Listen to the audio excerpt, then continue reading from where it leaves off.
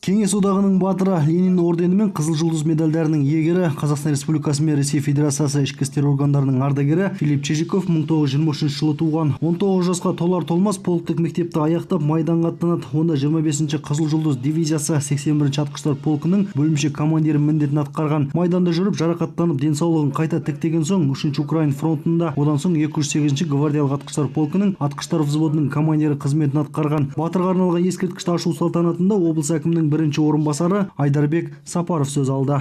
Филипп Васильевич Чижиков отты жылдары қан майданында кеудесін оққа тосып, ерліктің үлгісін көрсеткен батырлардың бірі. Халқымыздың қаһарман ұлы Бауыржан Момышұлы отан үшін отқа түс күймейсін дегендей, майдандағы әрбір жауынгер отан ана алдындағы қарыз бен парызды өз өмірлерінің де жоғары қойды. Жерлесіміз елге аман-есен оралғаннан кейін еңбек жолын ішкі істер саласына арнады. Болашаққа бейбіт өмір